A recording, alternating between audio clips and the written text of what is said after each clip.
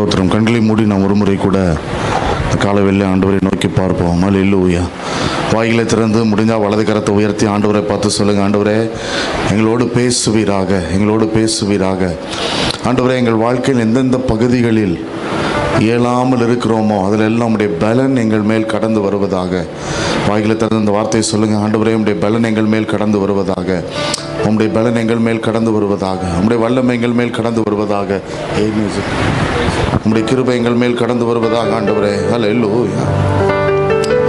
ஆவியானவரே நாங்களும் ஸ்தோத்திரிக்கிறோம். என் இயலாமையில் நீர் செயல்படுவி, உம் கரம் என்னை விலகாதிருக்கும். இயலாமையில் நீர் செயல்படுவி, உம் கரம் என்னை விலகாதிருக்கும். மலைகளை பெயர்ப்பீரென்றார், என் தடைகள் உமக்கு எம்மாத்திரம். மரித்தோரை எழச் செய்வீரென்றார், என் நோய்கள் உமக்கு எம்மாத்தி. சத்தமா சொல்லுவீங்களா? மலைகளை பெயர்ப்பீரென்றார், என் தடைகள் உமக்கு எம்மாத்திரம். மரித்தோரை எழச் செய்வீரென்றார், என் நோய்கள் உமக்கு எம்மாத்திரம். கிரகிக்க முடியா காரியம் செய்வீர், சர்வஞானியே உம்மை ஆராதிப்பே. கிரகிக்க முடியா காரியம் செய்வீர், சர்வஞானியே உம்மை ஆராதிப்பே. என் இயலாமையில் நீ செயல்படுவீர், உம் கரம் என்னை விலகாதிருக்கும். என் இயலாமையில் நீ செயல்படுவீர், உம் கரம் என்னை விலகா. சொல்லுங்க, மலைகளை பெயர்ப்பீர் என்றார், மலைகளை பெயர்ப்பீர் என்றார். என் நோய்கள் உமக்கு, என் தடைகள் உமக்கு எம்மா. மரித்தோரை எழச் செய்வீர் என்றார், மரித்தோரை எழச் செய்வீர். என் நோய்கள் உமக்கு எம்மாத்திரம், என் நோய்கள் உமக்கு. சத்தமா சொல்லுங்க, ரெண்டு கரங்களை உயர்த்தி சேர்ந்து. கிரகிக்க முடியா காரியம் செய்வீர், சர்வஞானியே உம்மையாரா. நல்ல சத்தமா சேர்ந்து கிரகிக்க முடி. வாயில திறந்து பாடுங்க, அந்த வார்த்தையை அறிக்கை பண்ணி. ஒரு பாடலாக அல்ல, கர்த்தர் மேல உள்ள விசுவாசமா உம்மையாராதி. ஒரு முறை கூட சொல்லுங்க, கிரகிக்க முடியா காரியம் செய். எவ்வளவு சத்தமா அந்த வார்த்தையை சொல்ல முடியுமோ விசுவாச அறிக்கையாக. இன்னும் ஒரு முறை சேர்ந்து, ஓ கிரகிக்க முடி. சர்வஞானியே உம்மை ஆராதிப்பே. வெறும் கோலும் கையும் இரு பரிவாரமாகும், உம்மாலன்றி இது யாரால் கூடும். வெறும் கோலும் கையும் இரு பரிவாரமாகும், உம்மாலன்றி இது யாரால் கூடும். ஆகாயத்து பட்சிகளை போஷிப்பீரென்றார், என்னையும் போஷிப்பது நிச்சயமே. காட்டு புஷ்பங்களை உடுத்துவதும் நீரே என்றார், என்னை குறைவின்றி நடத்துவதும். சொல்லுங்க, ஆகாயத்து பட்சிகளை சேர்ந்து, ஆகாயத்து பட்சிகளை போஷிப்பீரென்றார், என்னையும் போஷிப்பது. காட்டு புஷ்பங்களை உடுத்துவதும் நீரே. என்னை குறைவின்றி நடத்துவதும். முடிஞ்சா 2 கரங்களை உயர்த்தி ஒரு முறை கூட சத்தமா கிரகிக்க முடியா காரியம். நல்ல வாய்களை திறந்து அறிக்கை செய்து பாடுங்க. உள்ளத்தின் ஆழத்திலிருந்து இந்த காலவேளையில கர்த்தர் இந்த முதல் ஆராதனை தம்முடைய கிரியை வெளிப்படுத்தும்படி உள்ளத்தின் ஆழத்திலிருந்து சத்தத்தை உயர்த்தி காரியம் செய்வி சர்வஞானியே உம்மை ஆராதி. ஒரு முறை கூட கிரகிக்க முடி. சர்வஞானியே என் இயலாமையில் நீர் செயல்படுவி. உம் கரம் என்னை விலகாதிருக்கும் என் இயலாமையில். உம் கரம் என்னை. அல்லேலூயா. அப்போஸ்தலனாகிய பவுல், அவரை கர்த்தர் ஞாபகப்படுத்துகிறார். எனக்கு இந்த நேரத்தில் நீங்கள் கண்களை மூடி இருக்கும் போதே அல்லேலூயா நல்லா ஆராதிச்சிருப்போம். ஆனால் ஆவியானவர் என் இருதயத்தில் அந்த ஏவுதலை கொடுக்கிறதுனால சொல்லுகிறேன். சில நிமிடங்கள் கூட நாம் எழுந்து நிற்க முடிந்தால் எல்லாரும் எழுந்து நின்று அல்லேலூயா ஒரு சில நிமிடம் மாத்திரம் ஆண்டவருடைய வார்த்தைக்குள் கடந்து போகும் முன்பதாய் அல்லேலூயா இந்த காலவேளை கர்த்தர் சில அற்புத கிரியைகளை, கிரகிக்க முடியாதவைகளை, அல்லேலூயா உங்க சிந்தனைக்கு அப்பாற்பட்டதை, அல்லேலூயா யாரும் உங்களுக்காய் செய்ய முடியாததை இந்த சர்வ வல்லமையுள்ள தேவன் செய்வதற்கு உண்மையுள்ளவராக இருக்கிறார். நல்ல கரங்களை உயர்த்தி ஆண்டவரை பார்த்து சொல்லுங்க, என் வாழ்க்கையில் நீர் செயல்படுவீராக. அல்லேலூயா, என் வாழ்க்கையில் நீர் செயல்படுவீராக, என் வாழ்க்கையில் நீர் கிரியை செய்வீராக ஆண்டவரே. அல்லேலூயா. 2 கொரிந்தியர் 12 அதிகாரம் 7வது வசனம் நினைக்கிறேன், 7வது வசனமோ 8வது வசனமோ அப்போஸ்தலனாகிய பவுல் இப்படி ஒரு வார்த்தையை ஆண்டவரிடத்தில் சொல்லுகிறார். அல்லேலூயா. ஆண்டவரே, இந்த முள் என்னை விட்டு நீங்கும்படி அவர் சொல்றாரு. சரீரத்தில் ஒரு முள்ளை கொடுத்திருக்கிறார் ஆண்டவர். அது நீங்கும்படி நான் 3 தரம் ஆண்டவரிடத்தில் வேண்டிக் கொண்டேன். 3 தடவை ஜெபம் பண்ணேன். அப்ப ஆண்டவர் முள்ளை எடுக்கிறப்பான்னு சொல்லல, என் கிருபை உனக்கு போதும் அல்லேலூயா அப்படின்னு சொல்லிட்டு சொல்றாரு. பலவீனத்தில் என் பலன் பூரணமாய் விளங்கும் என்று ஆண்டவர் சொன்னாராம். அல்லேலூயா. எத்தனை பேருக்கு நான் சொல்றது புரியுது? அல்லேலூயா. பலவீனத்தில் என் பலன். சரி, ஒரு நிமிஷம் கண்ணை திறந்து என்ன பாருங்க. பூரணம் அப்படின்னு சொல்றது எதை சொல்லுவோம்? பூரணம், முழுமை. முழுமைன்னா நம்பர்ல சொல்லுங்க, நம்பர். அல்லேலூயா. 100 100 சென்டம் அப்படி சொல்றோம்ல, ஃபுல். அப்ப ஆண்டவர் சொல்றாரு பவுலை பார்த்து, என் கிருபை உனக்கு போதும், உன் பலவீனத்தில் என் பலன் பூரணமாய் விளங்கும். அப்படின்னா ஆண்டவர் எத்தனை சதவீதம்? சத்தமா சொல்லுங்க. நான் எத்தனை சதவீதம்? நான் எத்தனை சதவீதம்? நான் எத்தனை சதவீதம்? முட்டை. அல்லேலூயா. எத்தனை பேர் நான் சொல்ல வர்றது புரியுது? எங்கே நான் ஒன்றுமில்லை என்ற நிலைமைக்கு வருகிறேனோ அப்பொழுது கர்த்தர் என் வாழ்க்கையில பூரணமாய், அல்லேலூயா, பூரணமாய் அவர் என் வாழ்க்கையில பூரணமா மாறிட்டார்னா அல்லேலூயா நிச்சயமாய் அவருடைய கிருபை எனக்கு போதும். அல்லேலூயா. அது மாத்திரம் இல்லை, நம்ம பாடணும்ல, கிரகிக்க முடியாத அற்புதங்களை ஆண்டவர் செய்கிறார். எப்போ செய்கிறார்? என்னுடைய இயலாமையில். நான் எப்போ? அல்லேலூயா. நிறைய பேருடைய வாழ்க்கையில என் பலத்தை வச்சு நான் முயற்சி பண்றேன் பாஸ்டர், என் ஞானத்தை வச்சு முயற்சி பண்றேன், என் அறிவை வச்சு இந்த பிரச்சனையை அணுக பார்க்கிறேன், அல்லது இந்த துறையில நான் ஒரு 10-20 வருஷமா இருக்கிறேன், என்னுடைய மூளை அனுபவத்தை வச்சு, என்னுடைய அனுபவத்தை வச்சு நான் இந்த காரியத்தை சரி செய்ய பார்க்கிறேன், என் சொந்தக்காரங்களை வச்சு சரி செய்ய பார்க்கிறேன். அல்லேலூயா, அல்லேலூயா.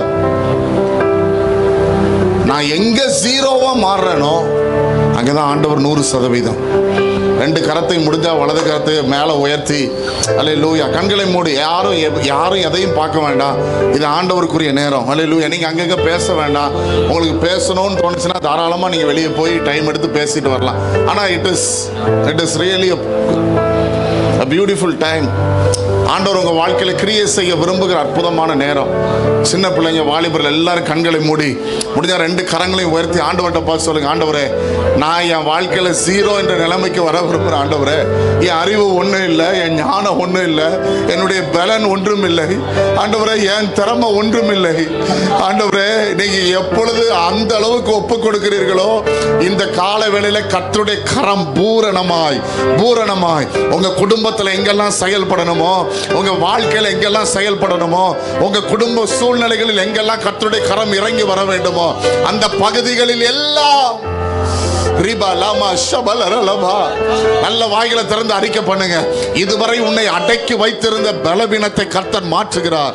இதுவரை ஹல்லேலூயா உன்னை சோர்வடைய பண்ணின சூழ்நிலைகளை கர்த்தர் அப்புறப்படுத்துகிறார். ஹல்லேலூயா இதுவரை நீ முன்னேற விடாமல் உன்னை பின்னாக இழுத்து கொண்டிருந்த உன் குடும்ப பிரச்சனை, உன் தனிப்பட்ட வாழ்க்கையின் பலவீனம், அது எல்லாவற்றையும் இந்த கால வேளையிலே கர்த்தர் தன்னுடைய வல்லமையினால் உடைத்தெறிந்து நல்ல விடுதலையோடு ஆண்டவரை துதிக்க ஆரம்பிங்க. இன்றைக்கு கர்த்தர் சில விடுதலைகளை சபைக்குள்ளே, குடும்பங்களுக்குள்ளே, உங்க தனிப்பட்ட வாழ்க்கைகளுக்குள்ளே கொண்டு வருகிறார். சத்ருவானவன் உன்னை பிடித்து வைத்திருக்கிற அந்த பிடி, அந்த சங்கிலி இந்த காலை வேளையிலே சர்வ வல்லவருடைய பலத்தினாலே உடைக்கப்படுகிறது. நல்ல கரங்களை தட்டி ஆண்டவரை ஸ்தோத்திரம் பண்ணி கொண்டே இருங்க, துதித்து கொண்டே இருங்க. நீங்க இங்க துதிக்கும் போது கர்த்தர் கிரகிக்க முடியாதவைகளை உங்க சிந்தனையிலே செய்கிறார், உங்க வாழ்க்கையில செய்கிறார், உங்க குடும்பத்தில செய்கிறார். கர்த்தரால் மாத்திரமே இது முடியும்.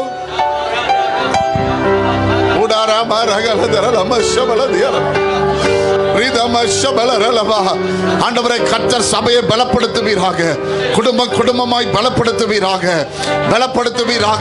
ஆண்டவரே பலப்படுத்துவீராக.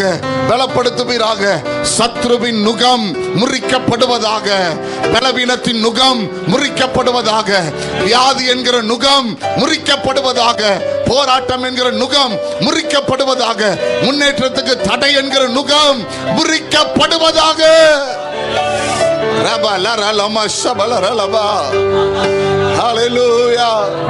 ரெண்டு கரங்களை உயர்த்தி சொல்லுங்க, ஆண்டவரே நீர் கிரகிக்க முடியாதவைகளை செய்கிறவர். ஹல்லேலூயா. கிரகிக்க முடியா காரியம் செய்வீர் சர்வஞானியே உம்மை ஆராதி. சத்தமா கிரகிக்க முடி. ஓ எஸ் காரியம். ஆமென். சர்வஞானி உம்மை ஆராதி. நீங்க சொல்லுங்க தம்பி, உங்க வாழ்க்கையில கர்த்தர் ஒரு அற்புதத்தை செய்ய விரும்புகிறார். நீ உன் குடும்பத்துக்கு பிரயோஜனம் இல்லாதவனா இருக்கலாம். இந்த காலவேளை கர்த்தருக்கு உன் வாழ்க்கை ஒப்பு கொடுக்கப்படுமானால் உன்னை கர்த்தர் அதே குடும்பத்திற்கு பிரயோஜனமானவனாய், நன்மை செய்கிறவனாய் அவரால் மாற பண்ண முடியும்.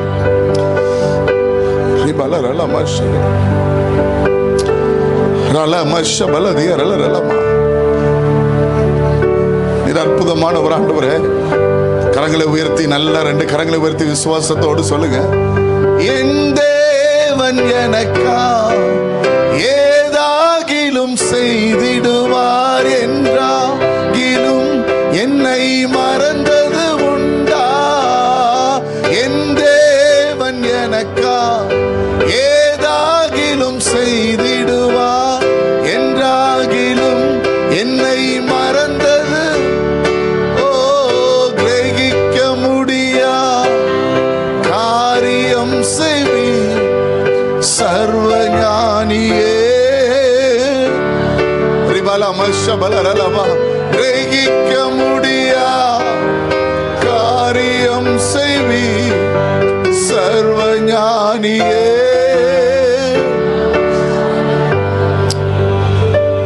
ஹல்லேலூயா. இடது கரத்தை இருதயத்தில் வைத்து வலது கரத்தை வானத்துக்கு நேராக உயர்த்தி ஆண்டவரை பார்த்து சொல்லுங்க, ஆண்டவரே எங்க வாழ்க்கையில இந்த காலையில சில கிரகிக்க முடியாதவைகள், எங்க குடும்பங்கள்ல, எங்க பிள்ளைகளுடைய வாழ்க்கையில ஆண்டவரே, நாங்கள் சந்திக்கிற சூழ்நிலைகளிலே, ஆண்டவரே, எங்க தொழிலிலே நாங்கள் கையிட்டு செய்கிற வேலையிலே, ஆண்டவரே, எங்க குடும்பங்களிலே பலவீனமாய் படுத்திருக்கிற சிலருடைய வாழ்க்கையிலும் கர்த்தருடைய கரம் இன்றைக்கு அற்புதங்களை செய்வதாக. கிரகிக்க முடியாதவைகளை கர்த்தர் செய்வீராக. என் சிந்தனைக்கு எட்டாதை கர்த்தர் செய்வீராக. ஆண்டவரே, என் யோசனையினால் புரிந்து கொள்ள முடியாத கர்த்தர் செய்வீராக. உம்முடைய வல்லமை கிரியை செய்ய நாங்கள் ஜெபிக்கிறோம். ஆண்டவரே, உம்முடைய பலன், ஆண்டவரே, உம்முடைய ஞானம், ஆண்டவரே, உம்முடைய அபிஷேகம், பரிசுத்த ஆவியானவருடைய நிறைவு எங்கள் வாழ்க்கையில் அற்புதங்களை செய்ய நாங்கள் ஒப்புக் கொடுக்கிறோம். பூரணமான கிரியைகளை தேவன் எங்கள் வாழ்க்கையில வெளிப்படுத்துவீராக. இந்த காலையில இருதயத்தில் கையை வைத்து கரங்களை உயர்த்தி நிற்கிற ஒவ்வொருவருக்காய் நாங்கள் ஜெபிக்கிறோம். தேவ கரம் இதுவரை இல்லாத அளவுக்கு வித்தியாசமான நிலையிலே இன்றைக்கு இவர்களை தொடுகிறபடியினால் ஸ்தோத்திரம். இவர்களுக்கான இடங்களிலே கர்த்தருடைய கிரியைகள் நடக்க ஆரம்பித்திருக்கிறபடியினால் ஸ்தோத்திரம். ஆண்டவரே, ஹல்லேலூயா. கிரகிக்க முடியாதவைகள், ஒரு மனிதனுடைய சிந்தனையிலும் எட்டாதவைகள் கர்த்தர் இவங்க வாழ்க்கையில செய்து நிறைவேற்ற போகிறபடியினால் ஸ்தோத்திரம். எந்த மனிதனும் தடை செய்ய முடியாதபடி, ஆண்டவரை, எந்த மனிதனும் பூட்ட முடியாதபடி சில கதவுகளை கர்த்தர் இவர்களுக்காய் திறக்கிறபடினால் ஸ்தோத்திரம். ஆண்டவரே, இப்பொழுதே அது திறக்கப்படுகிறபடினால் ஸ்தோத்திரம். இவர்களுக்கு சொந்தமானது இவர்கள் கையிலே வந்து சேரட்டும். சத்ரு அடிமைப்படுத்தி வைத்திருக்கிற இவருடைய ஆசீர்வாதங்கள், பிள்ளைகளுடைய எதிர்காலங்கள், ஆண்டவரே, இவருடைய சூழ்நிலைகள், இவர்களுக்கு சொந்தமானதை கர்த்தர் இவர்கள் கரங்களிலே கொண்டு வந்து தருவீராக. அடிமைத்தனத்தின் நுகங்கள் உடைக்கப்படட்டும். இந்த காலையிலே கிரகிக்க முடியாததை செய்கிற தேவன், நீர் அற்புதங்களை செய்வீராக. ஒரு முறை கூட இந்த வார்த்தையை சொல்லுவோமா? கிரகிக்க முடியா காரியம் செய்வீர் சர்வஞானியே, உம்மை ஆராதி. சத்தமா சத்தமா கிரகிக்க முடி.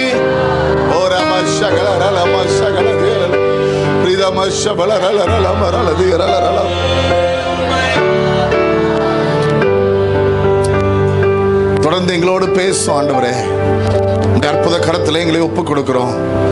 ஆண்டவரே, இந்த கூட்டங்கள் முடியும் போது கிரகிக்க முடியாதவைகளை கர்த்தர் செய்தார் என்ற சாட்சிகளை கேள்விப்பட கர்த்தர் உதவி செய்வீராக.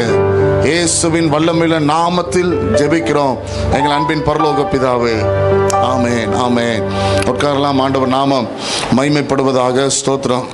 ஏற்கனவே நீங்கள் நின்று ஆராதித்திருப்பீர்கள். இருந்தாலும் ஆண்டவர் நாம மகிமைக்கென்று அவரை உயர்த்த கர்த்தர் நமக்கு ஒருமித்து கொடுத்த ஸ்லாக்கியத்திற்காக ஆண்டவருக்கு நான் நன்றி உள்ளவனாக இருக்கிறேன். கர்த்தர் இந்த கூடுகைகளை ஏற்படுத்தினபடினால் ஸ்தோத்திரம். அல்லேலூயா. ஆண்டவர் நம்முடைய வாழ்க்கையில கிரகிக்க முடியாதவைகளை செய்கிறவர். அல்லேலூயா. அந்த ஆராதனை நடத்தி கொண்டிருக்கும் போதே உதாரணமாக என் மனதில் ஒரு சம்பவத்தை கர்த்தர் நினைப்பூட்டினபடினால அதை சொல்லிவிட்டு வேகமாக ஆண்டவருடைய வார்த்தைக்குள் நான் கடந்து போக விரும்புகிறேன். நேரமும் நமக்கு குறைவாக இருக்கிறது. ஆனாலும் கர்த்தர் விரும்பினதை வேகமாக உங்களோடு பகிர்ந்து கொண்டு நான் ஜெபித்து ஏற்ற வேலை அதை முடிப்பதற்கு நான் பிரயாசப்படுகிறேன். கர்த்தருடைய கரம் அற்புதமானவைகளை செய்வதாக. அல்லேலூயா. இயேசு கிறிஸ்து உயிரோடு எழுந்த பிறகு நமக்கு அந்த சம்பவம் தெரியும். யார் முதல்ல போறா? யார் முதல்ல போறா? நான் சொன்னதை கவனமா பார்க்கணும். யார் முதல்ல போறா? அல்லேலூயா. இயேசு கிறிஸ்து உயிர்த்தெழுந்தார் இந்த செய்தியை கேட்டவுடனே யார் முதலாவது போறா? மரியாள் கிடையாது. உயிர்த்தெழுந்தார் என்ற செய்தியை கேட்ட பிறகு யார் முதலாவது போனா?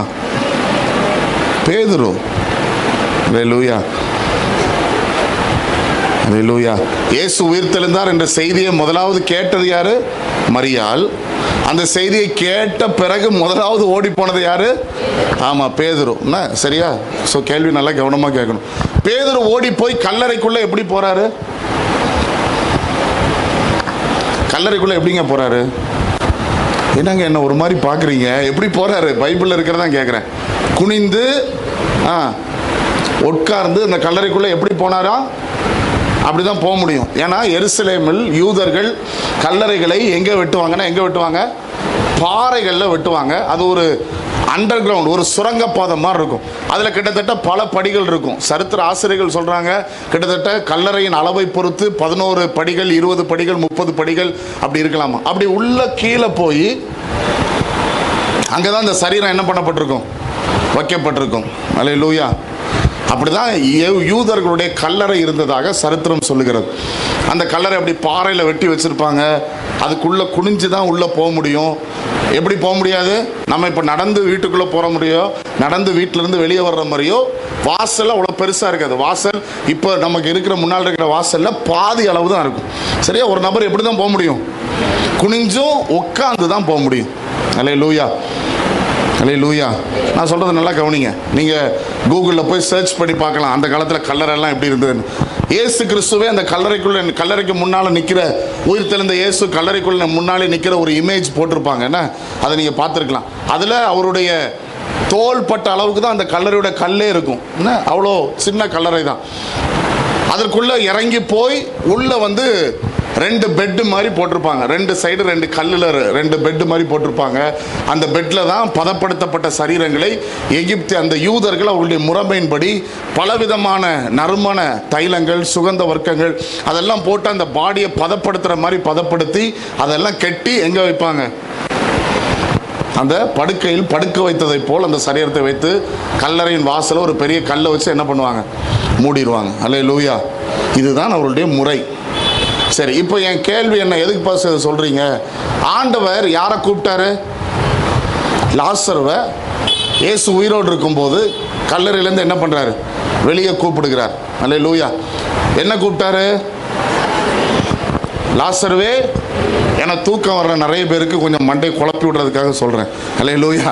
லாசருவே வெளியே வான்னு கூப்பிட்டார். வெளியே வந்தானா? ஹலோ, வந்தாரா வரலையா? சரி, வெளியில் வந்தோன்னு ஆண்டவர் என்ன சொன்னார்? என்ன பாஸ் இப்படி கேள்வி கேட்டே இருக்கீங்க? இவனுடைய கட்டுகளை. சரி, நம்ம ஊரில் ஒருத்தர் அடக்கம் பண்ணும்போது எப்படி பண்ணுவோம்? 3 கட்டு போடுவோம். ஒன்று ஒரு நாடி கட்டு போடுவோம். இன்னொன்று கை 2ஐயும் சேர்த்து வச்சு ஒரு கட்டு போடுவாங்க. அப்புறம் கால் 2ஐயும் சேர்த்து கட்டு போடுவாங்க. இந்த மாதிரி யூதர்கள் அடக்கம் பண்ண மாட்டாங்க. யூதர்கள் அடக்கம் பண்ணுகிற முறை நான் சொன்ன மாதிரி நிறைய சுகந்த வர்க்கங்கள் தைலம்லாம் போட்டு தலையிலேருந்து கால் வரைக்கும் இப்படி ஒரு ஆளை நிற்க வச்சு என்ன பண்ணுவாங்க? துணியை சுற்றி அப்படியே எடுத்துகிட்டு போய் உள்ளே படுக்க வைப்பாங்க. அல்லேலூயா. இப்போ நான் சொல்கிற கல்லறை அமைப்பை கொஞ்சம் யோசிச்சுக்கோங்க. எப்படி இருக்கு? உயிரோடு இருக்கிற ஒரு ஆள் எப்படி தான் போக முடியும்? அல்லேலூயா. லாசருக்கு என்ன இல்லை? உயிர் இல்லை. சரி, அப்படியே உயிர் வருதுனாலும் வெளியில் வந்த பிறகுதான் ஆண்டவர் என்ன சொல்கிறாரு? எப்படி வெளியில் வர முடியும்? நீங்கள் ஒரு இடத்துலேருந்து ஏறி வரும்போது எப்படி ஏறி வருவீங்க? சும்மா நீ ஏறி வர்றதை கற்பனை பண்ணுங்க. ஒரு காலை தூக்கி மேலே வச்சு அடுத்த காலை தூக்கி மேலே வச்சு, அதுவும் இதில் எப்படி தான் வரணும்? இப்படி குனிஞ்சு தான் மேலே வச்சு வர முடியும். ஏன்னா உட்காந்து வந்த மாதிரி தான் வர முடியும். இப்போ பேதுரு எப்படி, இந்த லாசர் எப்படி வெளியில் வந்தான்? காலை தூக்கி வைக்க முடியாது. ஏன்னா தலையிலேருந்து கீழே வரைக்கும் என்ன பண்ணியிருக்கு? துணியினால சுற்றி இருக்கு, கட்டு போட்டிருக்கு. அல்லேலூயா. ஆமாம் பாஸ்டர், இப்போ தான் யோசிக்கிறோம். நல்லா யோசிங்க. அல்லேலூயா. எதுக்கு இந்த சம்பவத்தை ஞாபகப்படுத்துறேன்னா, வெளியில் வந்தப்புறம் தான் ஆண்டவர் அவுக்கு சொல்கிறாரு. அவன் எப்படி உள்ளேருந்து வெளியில் வந்தான்னு யாருக்குமே குதிச்சு வர முடியாது. கழுத்து உடஞ்சிரும். என்ன, நம்ம 2 காலையும் கட்டினா எப்படி தான் வர முடியும்? ஜம்ப் பண்ணி வர முடியும். ஆனால் ஒரு ஆள் நேராக நின்று என்ன பண்ண முடியாது? ஜம்ப் பண்ணவும் முடியாது. இவர் இப்படி கையை வச்சு இப்படி குனியவும் முடியாது. ஏன்னா இங்கே எல்லாமே என்ன இருக்குது? கட்டு நல்ல ஸ்டிஃபாக போட்டு கட்டி வச்சிருக்கிறான். அல்லேலூயா. உங்கள் சிந்தனைக்கு எதுக்கு பாஸ்டர் சொல்கிறீங்க? நம்முடைய ஆண்டவர் கிரகிக்க முடியாத அற்புதங்களை செய்கிறவர். அல்லேலூயா. நம்முடைய கற்பனைக்கும் என்ன பண்ண முடியாது? யோசிக்க முடியாது. இந்த மாதிரி சண்டே ஸ்கூல் ஒரு பிள்ளைகிட்ட அவங்க டீச்சர் சண்டே ஸ்கூலில் இஸ்ரவேல் ஜனங்களை கர்த்தர் செங்கடலை கடந்து நடத்தி கொண்டு வந்த சம்பவத்தை சொன்னார்களாம். சொன்ன உடனே ஒரு சின்ன பிள்ளைக்கு பயங்கர எக்ஸைட்டட், ரொம்ப சந்தோஷமாயிருச்சு. மறுநாள் அவங்க ஸ்கூலுக்கு போகுது. அவங்க கிளாஸ் ஃப்ரெண்ட்ஸ் எல்லாம் எங்கள் ஏசப்பா என்ன, எங்கள் கடவுள் என்ன செஞ்சார் தெரியுமா, எங்கள் ஆண்டவர் என்ன செஞ்சார் தெரியுமா இப்படின்னு சொல்லி ஆண்டவர் செங்கடல் நடுவில் நடத்தி கொண்டு வந்தது, எகிப்தின் ரதங்களை அழிச்சது, இது எல்லாத்தையும் அந்த சொல்லிட்டு இருக்கும்போது அவங்க டீச்சர் உள்ளே வந்துட்டாங்க. அந்த டீச்சர் ஒரு நாத்திக பெண்மணி, ஆண்டவரை அறியாத ஒரு பெண்மணி. ஒன்று அந்த பெண்மணி இவளை எல்லாரும் முன்னாடி அவமானப்படுத்தணும்னு நினச்சி, உங்கள் கடவுள் ஒன்றும் அப்படி பெரிய ஆள் கிடையாதுமா, இஸ்ரவேல் ஜனங்கள் நீ சொல்ற மாதிரி அவங்க நடக்கும்போது செங்கடல்ல எவ்வளவுதான் தண்ணி இருந்தது, கணுக்கால் அளவு தான் தண்ணி இருந்தது, அதில் அவங்கள நடத்துறது பெரிய விஷயம் இல்லைன்னு இந்த சின்ன பொண்ணு பயங்கரமாக சிரிக்க ஆரம்பிச்சது. உன்ன டீச்சர் என்னடா அப்படின்னு பார்த்துட்டு அவட்ட கேட்குறாங்க, உன் கடவுளை பற்றி நான் கேவலமாக சொல்கிறேன், நீ என்ன பண்ணுற, சிரிக்கிற அப்படின்னு உடனே சொல்லிச்சான், மேடம் ஆனாலும் எங்கள் கடவுள் பெரியவர் தான் மேடம். அல்லேலூயா. கணுக்கால் அளவு தண்ணியில் இஸ்ரவேல் ஜனங்கள் நடந்தது வேணா அற்புதம் இல்லாமல் இருக்கலாம், ஆனால் கணுக்கால் அளவு தண்ணியில் ஒரு ரதத்தை மூழ்கடிக்க முடியும்னா எங்கள் கடவுள் எவ்வளோ பெரியவர். அல்லேலூயா. எகிப்தின் ரதங்கள், சேனைகள் எல்லாம், குதிரை வீரர்லாம் எங்கே போனாங்க? கணுக்கால் அளவு தண்ணியில் முங்கடிச்சு சாக வைக்க முடியும்னா எங்கள் கடவுள் ரொம்ப. அல்லேலூயா. இவர் எப்படிப்பட்ட அற்புதங்களை செய்கிறார்? கிரகிக்க முடியாதவைகளை, என் சிந்தனையில் புரியாதவைகளை. அல்லேலூயா. இந்த காலவேளை கர்த்தர் இந்த கூடுகைக்கு, விசேஷமா இந்த முதல் ஆராதனைக்கு வந்திருக்கிற அநேகருடைய வாழ்க்கையில கர்த்தர் அதை செய்ய விரும்புகிறார். அல்லேலூயா. ஆண்டவர் அப்படி செய்து தன்னுடைய நாமத்தை மகிமைப்படுத்துவாராக. யோபுவின் புஸ்தகம் 33வது அதிகாரம். அல்லேலூயா. நான் ஞாயிற்றுக்கிழமை ஆராதனைகளில் போகிற இடங்கள்லாம் அந்த சபைக்கு கர்த்தர் கொடுக்கிற வாக்கு தத்தத்திலிருந்து தான் பேசி கொண்டிருக்கிறேன் ஒரு சில வருடங்களாக. அல்லேலூயா. இங்கேயும் அதிலிருந்து தான் நான் பேச விரும்புகிறேன். அதனால தான் நேற்று உங்கள் பாஸ்டர்கிட்ட வாக்கு தத்த வசனம் என்ன கொடுத்துருக்கீங்கன்னு கேட்டேன் இந்த மாதத்தில்.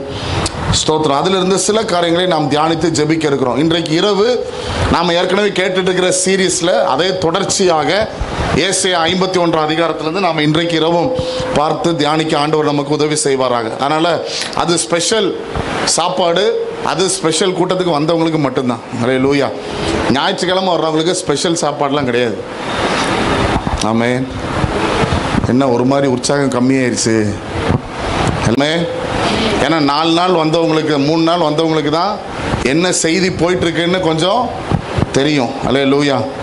சண்டே டு சண்டே கிறிஸ்டியன்ஸுக்கு தெரியாது. இந்த ஞாயிற்றுக்கிழமை விட்டால் அடுத்து எப்போ தான்?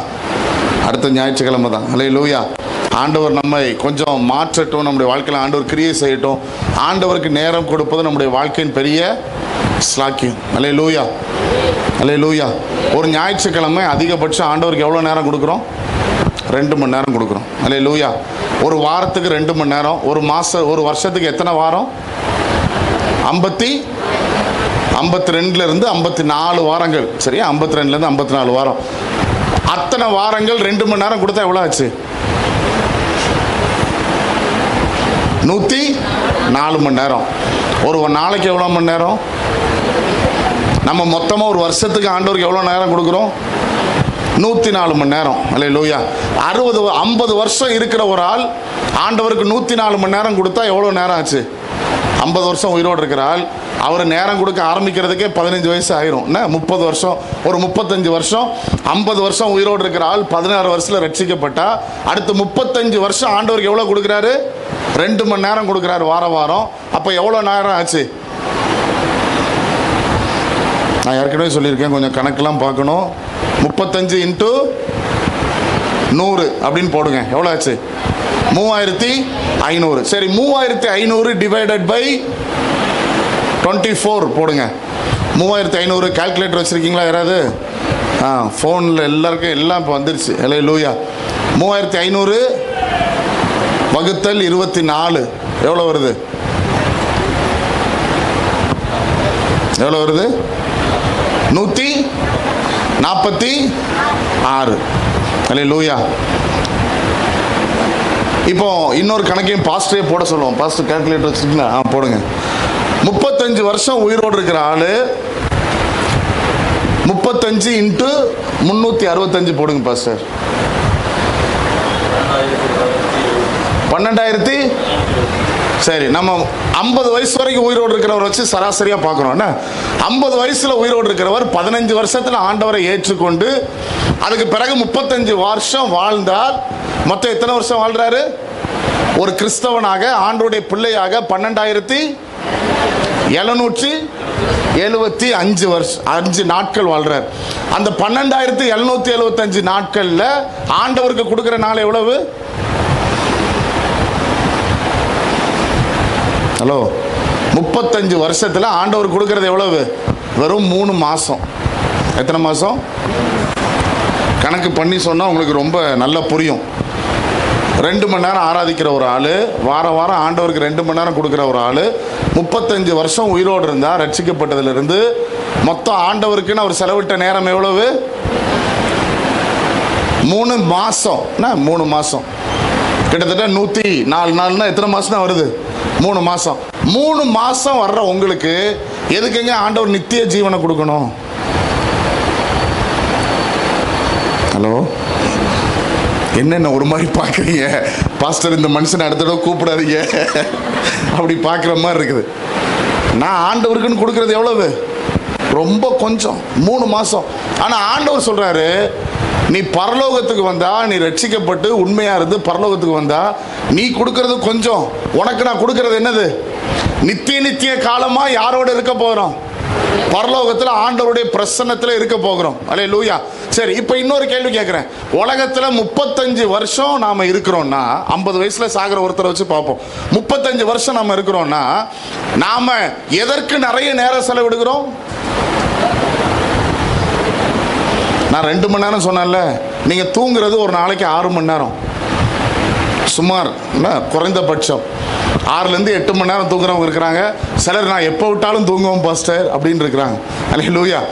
சரித்திர ஆசிரியர்கள் ரிசர்ச் எல்லாம் சொல்றாங்க, தூங்குற நேரம், சாப்பிட்ற நேரம், இதெல்லாம் கணக்கு பண்ணி பார்த்தா எல்லாத்துலேயும் ரொம்ப கம்மியா இருக்கிற நேரம் எது?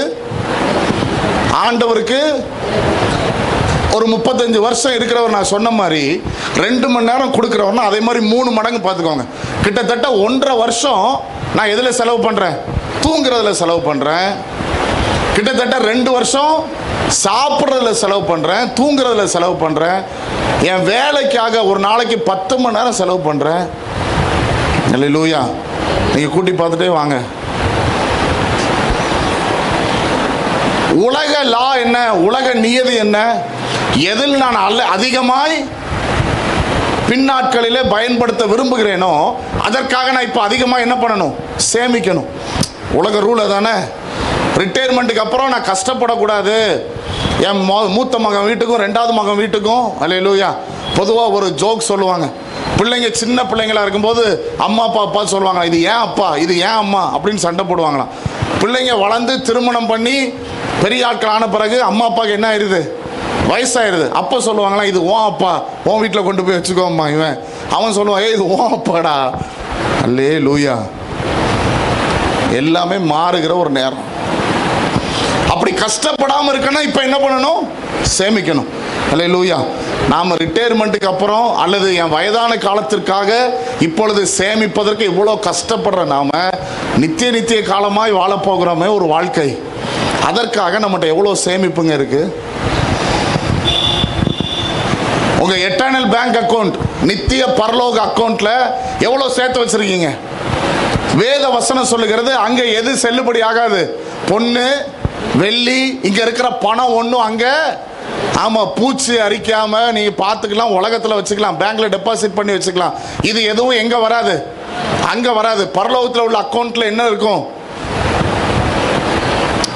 நீங்க உலகத்தில் ஆண்டவருக்காக செய்த கிரியைகள், நீங்க சம்பாதித்த ஆத்துமாக்கள். அல்லேலூயா. இதுதான் பரலோகத்தில் சொத்து. அதனால தான் ஆண்டவர் சொல்றாரு, நீங்க உங்க சம்பாத்தியத்தை எங்க சேர்த்து வைக்காதீங்க? பூமியில சேர்த்து வைக்காதீங்க, உங்க பொக்கிஷங்களை பரலோகத்தில். அப்படின்னா எது நமக்கு ரொம்ப தேவை? நித்திய காலமாய் வாழ போகிற வாழ்க்கைக்கு ஆயத்தம் ரொம்ப தேவை. அல்லேலூயா. நல்ல கவனிங்க. அதற்காக தான் ஆண்டவர் நம்மை வைத்திருக்கிறார். ஆண்டவர் கொஞ்சம் நேரம் எடுத்து, ஆண்டவரே நான் உண்மை ஆராதிக்கிறதுல உண்மையாக இருக்கணும். சபையில் எந்த கூட்டம் வச்சாலும் எந்த நேரம் வச்சாலும் உங்கள் வேலைகளை ஒதுக்கி வச்சுட்டு அதற்கு என்ன பண்ணுங்க? பிரயாசப்படுங்க. நாம் செய்கிற உலக வேலை நம்மை கைவிட்டாலும் ஆண்டவருக்கு கொடுக்கிற நேரம் ஒருபோதும் வீணாகாது. அது நம்மை தூக்கி சுமக்கும். நம்முடைய பலவீனத்தில் நம்மை அது பலப்படுத்தும். நம்முடைய வாழ்க்கை நிலைமைகளை இது அப்புறமா என்ன பண்ணும்? மாற்ற வல்லமை உள்ளது. அல்லேலூயா. அல்லேலூயா. ஏராளமான காரியங்களை உங்களுக்கு சொல்ல ஆசை. ஆனால் ஆண்டவருடைய வார்த்தைக்கு நேரான திரும்பவும் யோபு 33வது அதிகாரத்தின் அந்த 26வது வசனம், அந்த முழு வசனத்தை வாசிப்போம். அது பின்பகுதி தான் வாக்குத்தத்தம். ஆனால் முழு வசனத்தை வாசிப்போம். அவன் தேவனை நோக்கி விண்ணப்பம் பண்ணும்போது அவன் அவருடைய சமூகத்தை கம்பீரத்தோட பார்க்கும்படி அவர் அவன் மேல் பிரியமாகி, அந்த கடைசி பாட்டு எல்லாம் சேர்ந்து வாசிங்க, அந்த மனுஷனுக்கு அவனுடைய நீதியின் பலனை கொடுப்பார். அல்லேலூயா. திரும்ப சொல்லுங்க, எந்த மனுஷனுக்கு? அந்த மனுஷனுக்கு அவனுடைய நீதியின் பலனை கொடுப்பார். நான் இதில் ரொம்ப நேரம் எடுத்து பிரசங்கம் பண்ணணும்னு நினச்சேன். இப்போவே நேரம் பாதி நேரத்துக்கு மேலே முடிஞ்சிருச்சு. அல்லேலூயா. கவனிங்க, ஆண்டவர் யாருக்கு பலனை கொடுப்பார், ஆண்டவர் கொடுக்கிற பலன் எப்படிப்பட்டதா இருக்கும், அந்த பலனை கொடுக்கும் போது ஆண்டவர் எதை எதிர்பார்க்கிறார் என்பதை எல்லாம் நேரம் அனுமதிக்குமானால் நான் வேகமாக உங்களோடு பேச விரும்புகிறேன். அல்லேலூயா.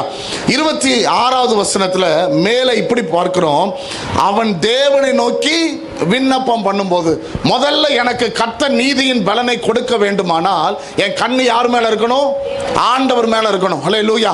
யாரை நோக்கி விண்ணப்பம் பண்ண வேண்டும்? ஆண்டவரை நோக்கி விண்ணப்பம் பண்ண வேண்டும். ஆகார் தன்னுடைய வாழ்க்கையில் துரத்தி விடப்பட்ட போது, ஆகார் தன்னுடைய வாழ்க்கையின் தள்ளிவிடப்பட்ட போது, தன்னுடைய எஜமானையால் தன்னுடைய தான் நேசித்த அல்லது தான் உதவி செய்த, தான் உயிரை விட அதிகமாக மதிப்பு கொடுத்த, அவளுக்காக எதை வேண்டுமானாலும் செய்வேன் என்ற நிலையில் தன்னுடைய வாழ்க்கையே அவருடைய சத்தத்தை கேட்டு ஒப்பு கொடுத்த ஒரு எஜமானி அம்மா இவளை என்ன பண்றாரு? துரத்தி விடுறா. துரத்தி விடும்போது அவட்டை இவன் என்ன பண்ணல? விண்ணப்பம் பண்ணல. ஆபிரகாம்கிட்ட போய் என்ன பண்ணல? விண்ணப்பம் பண்ணல, அழல. ஆனால் வேத வசனம் இப்படி சொல்லுகிறது, வனாந்தரத்திலே அவள் என்ன பண்ணாலாம்? ஒரு கல்லறி தூரம் போய், பிள்ளை அழுது கொண்டிருக்கிறது, தண்ணீர் இல்லை, முடிஞ்சு போச்சு, அழுதுட்டு இருக்குது. யாரை பார்த்து விண்ணப்பம் பண்றா? தேவனை பார்த்து விண்ணப்பம் பண்ணுகிறார். இந்த தேவன் யார்? நாம் வாசித்தபடி நீதியின் பலனை கொடுக்கிற தேவன். அல்லேலூயா. அந்த தேவனை பார்த்து விண்ணப்பம் பண்ணுகிறார். வேத வசனம் இப்படி சொல்லுகிறது, அவள் விண்ணப்பம் பண்ணின உடனே கர்த்தர் அவளுக்கு தரிசனமாகி ஆண்டவர் சொல்றாரு, அங்கே ஒரு நீரூற்று, ஒரு துறவு அங்கே இருந்ததை அவளுடைய கண்கள் கண்டது.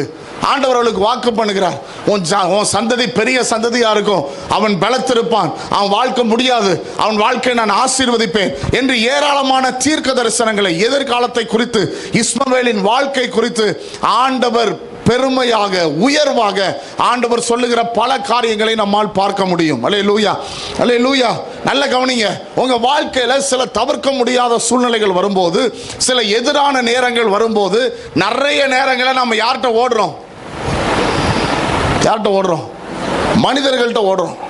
இப்போ உதாரணமாய் எனக்கு இப்போ ஒரு 1 லட்ச ரூபா தேவைன்னு வச்சுக்கோங்க.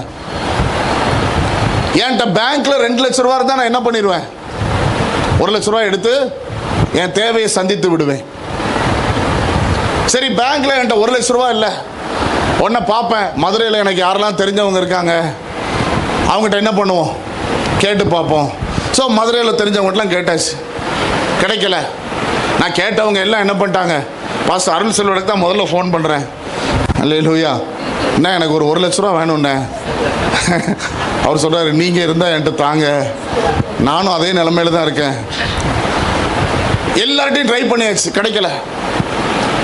எங்கள் சொந்தக்காரங்க எல்லாம் தூத்துக்குடியில் இருக்கிறாங்க, என்னுடைய அம்மா உறவினர்கள் எல்லாம் தூத்துக்குடியில் இருக்கிறாங்க. அவங்களுக்கு ஃபோன் பண்ணுறேன், அடுத்து ஏதாவது உதவி செய்ய முடியுமா? அவங்களும் சொல்கிறாங்க, இல்லைப்பா கொடுக்கணும்னு ஆசை, ஆனால் என்கிட்ட இப்போ இல்லை. அல்லேலூயா. கடைசியில் தான் நான் யார்கிட்ட வர்றேன்? சொல்லுங்க. நம்ம ஆண்டவரை எப்பவுமே வாழ்க்கையில் எங்கே தான் வச்சிருக்கிறோம்? வேற எல்லாத்துலேயும் முட்டி பார்த்தாச்சு, வேற எதுலேயும் என்ன நடக்கலை? நான் எதிர்பார்த்த பதில் வரல, நான் எதிர்பார்த்த தேவை சந்திக்கப்படலை, இனி வேற வழியே இல்லைன்னா தான் நம்ம வாழ்க்கையில் நிறைய நேரங்களில் கடவுள் எங்கே தான் இருக்கிறாரு? கடைசி ஆப்ஷனாக தான் இருக்கிறார். இன்னைக்கு இந்த காலையில் ஆண்டவர் இந்த சபையை பார்த்து சொல்ல விரும்புகிற ஒரு முக்கியமான காரியம், ஆண்டவர் உங்க வாழ்க்கையில கடைசியில் அல்ல, அவர் உங்க வாழ்க்கையில் முதலிடத்தில் இருக்க விரும்புகிறார். அல்லேலூயா. மனிதன்கிட்ட போறதுக்கு முன்னால, சூழ்நிலைகளை பார்ப்பதற்கு முன்பாக, அனுபவங்களை வைத்து சரி செய்வதற்கு முன்பதாக, என்னுடைய திறமை, என்னுடைய ஞானம், என்னுடைய அறிவு. அதனாலதான் சகரியா தீர்க்க தரிசன புத்தகத்தில் இப்படி ஒரு வார்த்தை இருக்கிறது. செருபாபேல் இப்படி சொல்றாரு, செருபாபேலை பார்த்து ஆண்டவர் சொல்றாரு, பலத்தினாலும் அல்ல, பராக்கிரமத்தினாலும் அல்ல, என்னுடைய ஆவியினாலே ஆகும் என்று கர்த்தர் சொல்லுகிறார். நல்ல கவனிங்க. எதனால ஆகாது? உன் பலத்தினால ஆகாதுப்பா, உன் பலத்தினால் இதை செய்ய முடியாது. நிறைய நேரங்களில் மனிதன் பலத்தினால் நீதியை வர வைக்க பார்க்கிறான், மனிதன் பலத்தினால் எதையாவது செய்ய பார்க்கிறான். ரெண்டாவது பராக்கிரமம். என்னை சுற்றி இருக்கிற சூழ்நிலைகள், என் வேலை ஒரு பராக்கிரமம், என் உறவினர்கள் ஒரு பராக்கிரமம், என் அனுபவம் ஒரு பராக்கிரமம், என் ஐஸ்வர்யம் ஒரு பராக்கிரமம். நிறைய நேரத்தில் எனக்கு வெளியில் இருக்கிற இதையெல்லாம் சார்ந்து என் வாழ்க்கையை ஓட்ட பார்க்கிறேன். ஆனால் ஆண்டவர் சொல்றார், இல்லை இல்லை இல்லை, என்னுடைய ஆவியினால தான் காரியங்கள் கைகூடி வரும், என்னுடைய ஆவியினால தான் உனக்கு நீதி கிடைக்கும், என்னுடைய ஆவியினால தான் உன் பிரச்சனை முடிவுக்கு வரும். இந்த கால வேளை சபை ஆண்டவரை பார்த்து சொல்ல பழகணும், ஆண்டவரே எங்க வாழ்க்கையில நீர் முதல் இடத்தில். அல்லேலூயா. அதான் இங்க இந்த தீர்க்கதரிசி இந்த யோபுவின் சுவிசேஷத்துல எழுதுகிறார். என்ன எழுதுகிறார்னா, என் கண்களை யாரை நோக்கி? தேவனை நோக்கி விண்ணப்பம் பண்ணி. எங்கே இல்லாத தேவன் கிடையாது. என் வாழ்க்கையில் முதலிடத்தில் யார் இருக்கணும்? தேவன் இருக்க வேண்டும். அல்லேலூயா. என் வாழ்க்கையில் முதலிடத்தில் ஆண்டவர் இருக்க வேண்டும். ஆண்டவர் முதலிடத்தில் இருப்பாரானால் கிரகிக்க முடியாதவைகளை அவர் செய்வதற்கு வல்லமையுள்ளவராக இருக்கிறார். அல்லேலூயா. என் பையன் யார்கிட்டனாலும் ஓடி இருக்கலாம், என் பிள்ளை யார்கிட்டனாலும் போயிருக்கலாம், என் பிள்ளை வேற ஏதாவது வழியில முயற்சி பண்ணியிருக்கலாம். ஆனா இது எதுலையும் முயற்சி பண்ணல, என்கிட்ட நேரா வந்ததுனால இவனுக்கு நான் அற்புதத்தை செய்தாக வேண்டும் என்று கர்த்தர் எனக்காய் இறங்கி கிரியை செய்ய வேண்டுமானால், ஆண்டவரே நான் உம்மை நோக்கி விண்ணப்பம் பண்ண விரும்புகிறேன். அல்லேலூயா. பிரச்சனையை சொந்தக்காரன் போய் சொல்லாதீங்க. உங்களுக்கு நெருக்கமான யாரும் உதவி செய்வாங்கன்னு நினைச்சு ஓடாதீங்க. கர்த்தரை தவிர நமக்கு உதவி செய்ய யாராலும் முடியாது. அல்லேலூயா. ஆண்டவரை தவிர நமக்கு கிருபை பாராட்ட, ஆண்டவரை தவிர நமக்கு இறங்க, ஆண்டவரை தவிர நல்ல மனதோடு நம்மை தூக்கி விடுவதற்கு இந்த உலகத்தில் வேற ஒருவருமே இல்லை. அல்லேலூயா.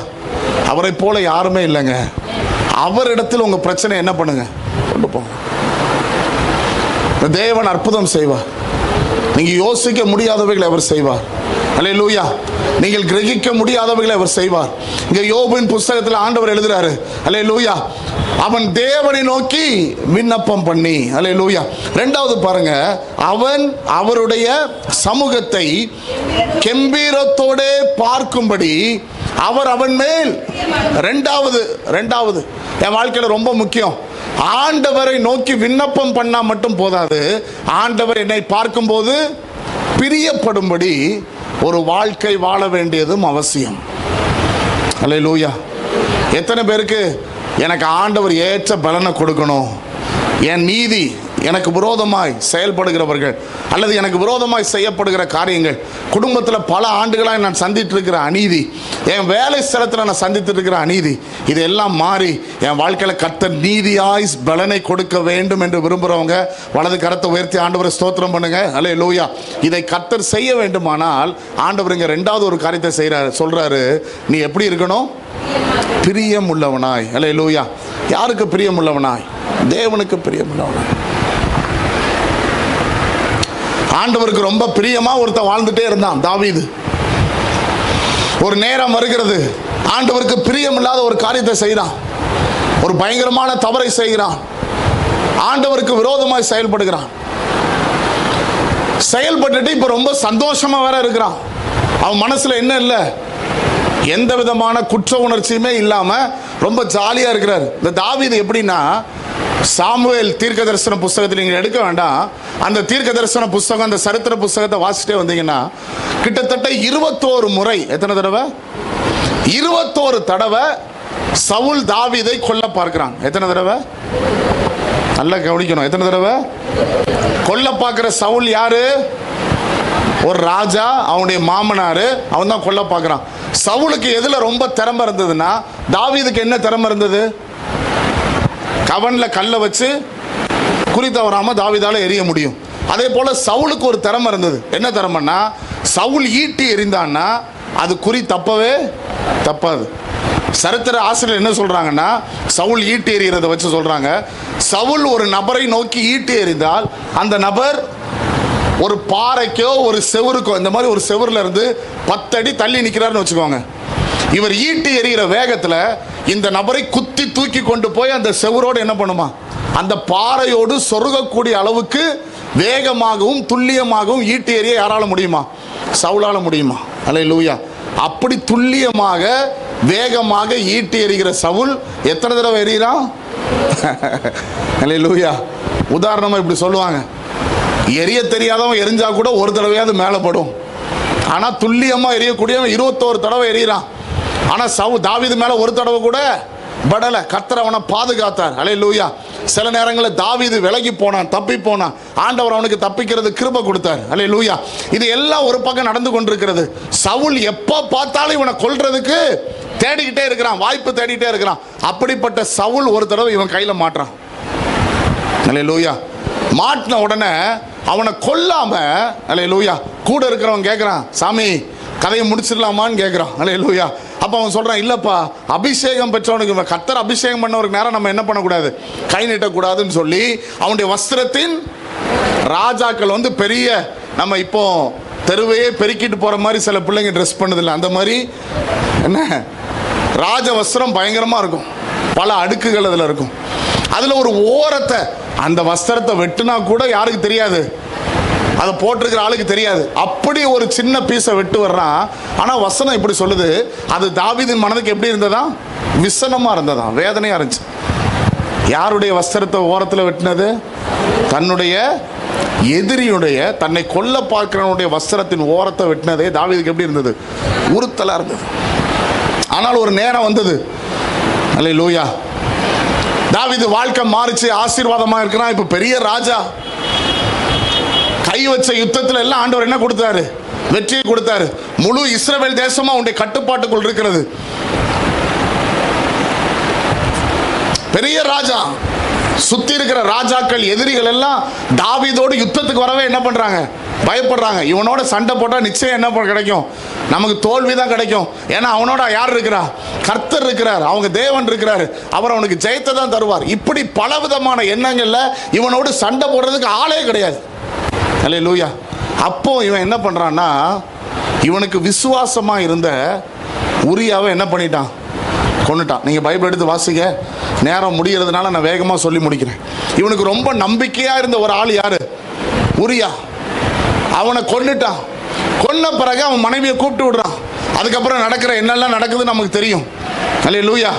ஆனா நாத்தான் தீர்க்கதரிசியை கர்த்தர் அனுப்புகிறார். அனுப்பி சொல்றாரு, ஒருத்தனுக்கு 99 ஆடு இருந்துச்சு, 100 ஆடு இருந்தது. இன்னொருத்தனுக்கு ஒரே ஒரு ஆடு இருந்தது. இந்த 100 ஆடு வச்சிருந்தவன், ஒரே ஒரு ஆடு வச்சிருந்தவன் ஆட்டை என்ன பண்ணிட்டான், நம்ம மதுரை பாஷையில சொன்னா ஆட்டை போட்டான். அல்லேலூயா. எடுத்துட்டான். உடனே தாவீது கோவம் வந்துருச்சு. என் ராஜ்யத்துல அப்படி செஞ்சவன் யாரா இருந்தாலும் அவன் என்ன பண்ணப்படணும், தண்டிக்கப்படணும்னு சொல்லிட்டு அவன் அப்படி சிங்காசனத்தை விட்டு எழும்பின உடனே நாத்தான் தீர்க்கதரிசி சொல்றாரு, ஏய் நீயே அந்த மனுஷன். அல்லேலூயா. தாவீது விலை வெளுத்து போயிட்டான். அதான் 51ஆம் சங்கீதத்தில் தாவீது எழுதுகிறான், நீங்க வீட்டில் போய் வாசிங்க. நான் உமக்கு விரோதமாகவும் பரத்துக்கு விரோதமாகவும் பாவம் செய்தேன், உம்முடைய சமூகத்தை விட்டு என்னை தள்ளாமலும் உம்முடைய ஆவி என்னை விட்டு விலக்காமலும் இரும். தாவீது புலம்பி அழுது கர்த்தரிடத்துல ஒப்புரவாகிறான். அல்லேலூயா. ஆண்டவர் அவனை பார்த்து சொல்றாரு, ஏய் இப்பதான்ப்பா நீ எனக்கு யாரு, பிரியமானவன். அல்லேலூயா. காரணம், இதுக்கு முன்னாடி ஒரு ராஜா இருந்தான் சவுல். அவன்கிட்ட இதே போல சாமுவேல் தீர்க்கதரிசி வந்து, நீ செஞ்சது தப்புப்பா, நீ பலி செலுத்திருக்க கூடாதுன்னு சொன்னான். அவன் என்ன சொன்னான், சவுல் என்ன சொன்னான், நீங்க வர லேட் ஆச்சு சார், நான் என்ன பண்ணேன், பலி செலுத்தினேன், நான் ராஜா தானே, நான் பலி செலுத்தினா என்ன தப்பு. அல்லேலூயா. அதே இடத்துல தான் யார் இருந்தா, தாவீது இருந்தான். தனக்கு விரோதமாய் தீர்க்க தரிசனம் சொன்ன நாத்தானை அவன் கொன்று போட்டிருக்க கூட முடியும். ஆனால் அவன் சொல்றான், இல்ல இல்ல இல்ல, நான் செஞ்சது என்னது தப்பு. இன்றைக்கு கர்த்தர் பிரியமா, அதனாலதான் ஆண்டவர் அவனை பார்த்து அப்படி ஒரு வார்த்தை எழுதி வச்சிருக்காரு, தாவீதை பார்த்து, அவன் கர்த்தருடைய இருதயத்திற்கு ஏற்றவன், ரொம்ப பிரியமானவன், பிலவட் அப்படின்னு இருக்கு ஆங்கிலத்தில். David was God's beloved. ஆண்டவருக்கு ரொம்ப பிரியமானவன், ஆண்டவருடைய இருதயத்துக்கு ரொம்ப நெருக்கமானவன். ஏன் ஆண்டவர் எழுதி வச்சிருக்கிறார்னா, தப்பு பண்ணாம இருக்கிறதுனால இல்ல, தப்பு பண்ணி ஆண்டவர் உணர்த்தும் போது என்ன பண்ணணும், உடனே தூக்கி எறிஞ்சிடணும்.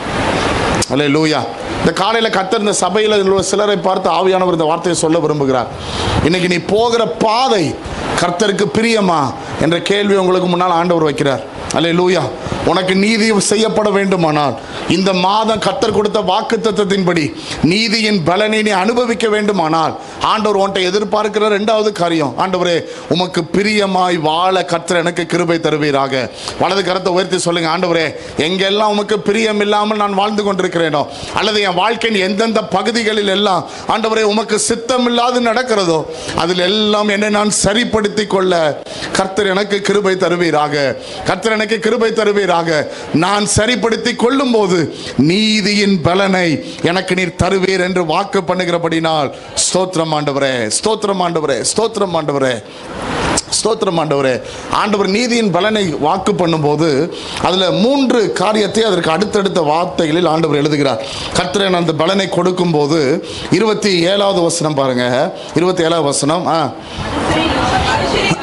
மனுஷரை நோக்கி பார்த்து பாவம் செய்து செம்மையானதை புரட்டினேன், அது எனக்கு பிரயோஜனமாய் இருக்கவில்லை. அல்லேலூயா. ஆண்டவர் நீதியின் பலனை கொடுக்கும் போது ஆண்டவர் செய்கிற முதலாவது காரியம், பிரயோஜனம் இல்லாதவைகளை செய்து கொண்டிருக்கிற உங்க வாழ்க்கையை ஆண்டவர் எப்படி மாற்றுவார்?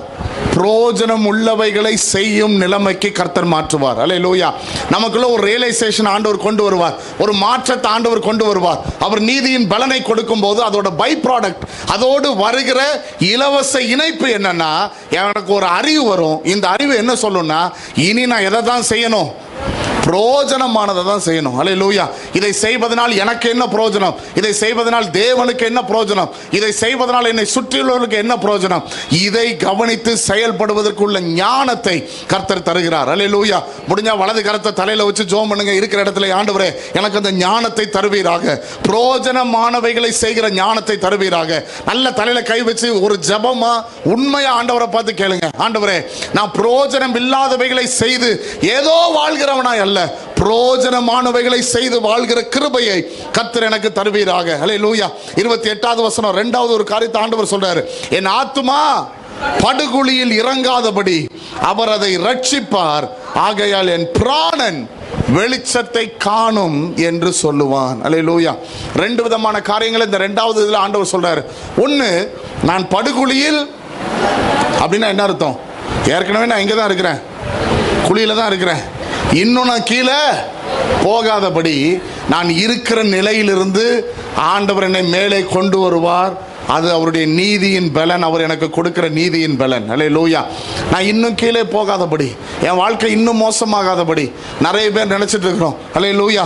நான் இருக்கிற நிலைமை ஓகே தான், நான் இருக்கிற வாழ்க்கை ஓகே தான், அவனை விட நான் பரவாயில்ல, இவங்களை விட நான் பரவாயில்ல, இப்படி நம்மை சுற்றி இருக்கிறவர்களை பார்த்து நம்முடைய வாழ்க்கையை நியாயப்படுத்தி கொண்டிருக்கிறோம். இந்த காலவேளை கர்த்தர் சொல்றார், இல்ல இல்ல இல்ல, நீ உன் வாழ்க்கையை எனக்கு ஒப்பு கொடுத்து எனக்கு பிரியமா இருந்து என்னை நோக்கி விண்ணப்பம் பண்ணினால் நான் கொடுக்கிற நீதியின் பலன் உனக்கு என்ன செய்யும்னா, இன்னும் நீ கீழே போகாதபடி உன்னை பாதுகாக்கும். அல்லேலூயா. அது மாத்திரம் அல்ல, உனக்கு இதுவரை இல்லாத வெளிச்சத்தை ஆண்டவர் உன் வாழ்க்கையில கட்டளையிடுவார். அல்லேலூயா. இதுவரை இருளில் இருந்திருக்கலாம், உனக்கு வெளிச்சத்தை கர்த்தர் தருவார். வெளிச்சம் என்பது நிறைய காரியங்களை சொல்லுகிறது. நேற்று இரவு நான் அதுல இருந்து கொஞ்சம் பிரசங்கம் பண்ணேன். அல்லேலூயா. வெளிச்சம் என்பது என் பாதைக்கு வழியை காட்டுகிறது, நான் முன் செல்ல வேண்டும், எனக்கு உதவி செய்கிறது, என் எதிர்காலத்தை பிரகாசமாக்குகிறது, நான் இதுவரை பார்க்க முடியாதவைகளை பார்ப்பதற்கு என் கண்களுக்கு அது தரிசனத்தை கொடுக்கிறது. அல்லேலூயா. என் வாழ்க்கையில் இதை எல்லாவற்றையும் கர்த்தர் எப்பொழுது செய்கிறார்? நீதியின் பலனை எனக்கு தரும்போது அவர் செய்கிறார். அல்லேலூயா. 30வது வசனத்துல இன்னும் பியூட்டிஃபுல்லான ஒரு வார்த்தை ஆண்டவர் சொல்றாரு. அல்லேலூயா. சாரி, 29வது வசனத்துல படிகுலுக்கி விளக்குகிறதற்கும் ஜீவனுள்ளோரின் வெளிச்சத்தினாலே பிரகாசிப்பதற்கும். அல்லேலூயா. நல்ல கவனிங்க. ஆண்டவர் என்ன பண்றாரா? படுகுழியிலிருந்து தூக்குறார். அது மாத்திரம் இல்ல, ஜீவனுள்ளோரின் வெளிச்சத்தில். யார் ஜீவனுள்ளவர்கள்? ஜீவனுள்ளவர்கள் யாரு? நாம தான் ஜீவனுள்ளவர்கள். அல்லேலூயா. ஒருத்தன் ஆண்டவரை பின்பற்றி வரும்போது ஆண்டவர் இப்படி ஒரு வார்த்தை சொல்றார். அவன் சொல்றான், நான் போய் அடக்கம் பண்ணிட்டு வரணும் அப்படின்னு. ஆண்டவர் என்ன சொல்றாரு? மரித்தோரை அடக்கம் பண்ணட்டும். அப்படின்னா என்ன அர்த்தம்? நீயோ என்னை பின்பற்றி வா. செத்தவன் எப்படி செத்தவன் அடக்கம் பண்ணும்? அப்ப ஆண்டவர் என்ன சொல்றாருன்னா, இந்த உலகத்தில் 2 கூட்ட ஜனங்கள் வாழ்றார்கள். ஒன்று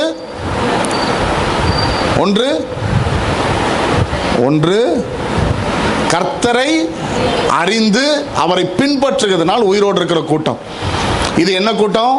ஆவிக்குரிய மரணம் அடையாத ஆவியில் ஜீவனோடு வாழ்கிற கூட்டம்.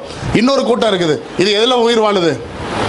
சரீரத்தில் உயிர் இருக்கு, ஆனா எதுல உயிர் இல்லை? ஆவியில உயிர் இல்லை, ஆத்மால உயிர் இல்லை. அல்லேலூயா. ஆத்மால ஜீவன் இல்லை. அல்லேலூயா. இந்த ரெண்டு விதமான கூட்டம். அப்ப ஆண்டவர் சொல்றாரு, ஆவியில செத்து போய் இருக்கிறான்ல அவன் யாரை அடக்கம் பண்ணட்டும்? சரீரத்தில் செத்து போறவனை அடக்கம் பண்ணட்டும். ஆவியில உயிரோடு இருக்கிற நீ எனக்கு பின்னாடி வா. என்ன?